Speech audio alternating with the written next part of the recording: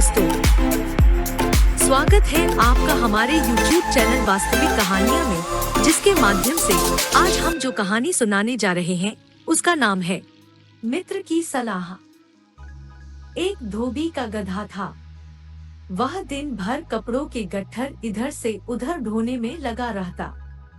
धोबी स्वयं कंजूस और निर्दयी था। अपने गधे के लिए चारे का प्रबंध नहीं करता था, बस रात को चरने के लिए खुला छोड़ देता। निकट में कोई चरागाह भी नहीं थी। शरीर से गधा बहुत दुर्बल हो गया था। एक रात उस गधे की मुलाकात एक गीदड़ से हुई। गीदड़ ने उससे पूछा कि महाशय, आप इतने कमजोर क्यों हैं? गधे ने दुखी स्वर में बताया कि कैसे उसे दिन भर काम करना पड़ता है। खाने को कुछ नहीं दिया जाता।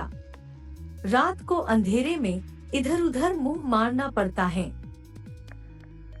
गीदड़ बोला, तो समझो अब आपकी भूखमरी के दिन गए। यहाँ पास में ही एक बड़ा सब्जियों का बाग है। वहाँ तरह तरह की सब्जियां उगी हुई हैं।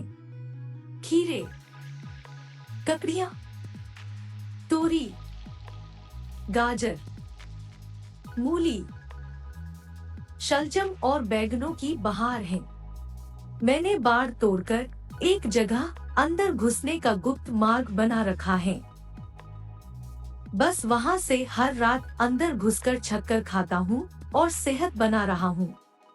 तुम भी मेरे साथ आया करो। लार टपकाता गधा गीदड़ के साथ हो गया। बाग में घुसकर गधे ने महीनों के बाद पहली बार भरपेट खाना खाया। दोनों रात भर बाग में ही रहे और पौ फटने से पहले गीदड़ जंगल की ओर चला गया और गधा अपने धोबी के पास आ गया। उसके बाद वे रोज रात को एक जगह मिलते, बाग में घुसते और जी भरकर खाते। धीरे धीरे गधे का शरीर भरने लगा। उसके बालों में चमक आने लगी और चाल में मस्ती आ गई। वह भूखमरी के दिन बिल्कुल भूल गया। एक रात खूब खाने के बाद गधे की तबीयत अच्छी तरह हरी हो गई। वह झूमने लगा और अपना मुंह ऊपर उठाकर कान फड़फड़ाने लगा। गीदड़ ने चिंतित होकर पूछा, मित्र, यह क्या कर रहे हो? तुम्हारी तबीयत तो ठीक है। गधा आंखें बंद करके मस्त स्वर में बोला, मेरा दिल गाने का कर रहा है। अच्छा भोजन करने के बाद गाना चाहिए। सोच रहा हूँ कि ढैंचू राग गाऊं। गीदड़ ने तुरंत चेतावनी दी, नन, ऐसा न करना गधे भाई। गाने वाने का चक्कर मत चलाओ। यह मत भूलो कि हम दोनों यहाँ चोरी कर रहे हैं। मुसीबत को न्योता मत दो। गधे ने टेढ़ी नजर से गीदड़ को देखा और बोला, गीदड़ भाई, तुम जंगली के जंगली रहे। संगीत के बारे में तुम क्या जानो? गीदड़ ने हाथ जोड़े, मैं संगीत के बारे में कुछ नहीं जानता, केवल अपनी जान बचाना जानता हूँ।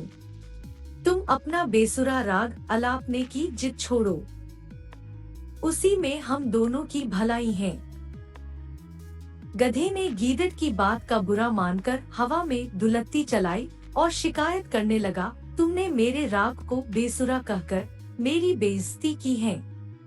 हम गधे शुद्ध शास्त्रीय लय में रेंगते हैं। वह मूर्खों की समझ में नहीं आ सकता। गीदड़ बोला, गधे भाई, मैं मूर्ख जंगली सही, पर एक मित्र के नाते मेरी सलाह मानो। अपना मुंह मत खोलो, बाग के चौकीदार जाग जाएंगे। गधा हंसा, अरे मूर्ख गीदड़, मेरा राग सुनकर बाग के चौकीदार तो क्या, बाग का मालिक भी फूलों का हार लेकर आएगा और मेरे गले में डालेगा। गीदड़ ने चतुराई से काम लिया और हाथ जोड़कर बोला, गधे भाई, मुझे अपनी गलती का एहसास हो गया है। तुम महान गायक हो, मैं मूर्ख गीदड़ भी तुम्हारे गले में डालने के लिए फूलों की माला लाना चाहता हूँ। मेरे जाने के 10 मिनट बाद ही तुम गाना शुरू करना ताकि मैं गायन समाप्त होने तक फूल मालाएं लेकर लौट सकूं। गधे ने गर्व से सहमति में सिर हिलाया। गीदड़ वहां से सीधा जंगल की ओर भाग गया। गधे ने उसके जाने के कुछ समय बाद मस्त होकर रेंकना शुरू किया।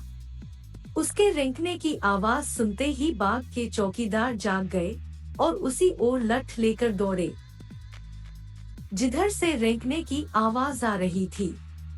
वहां पहुंचते ही गधे को देखकर चौकीदार बोला, यही है वह दुष्ट गधा जो हमारा बाग चर रहा था।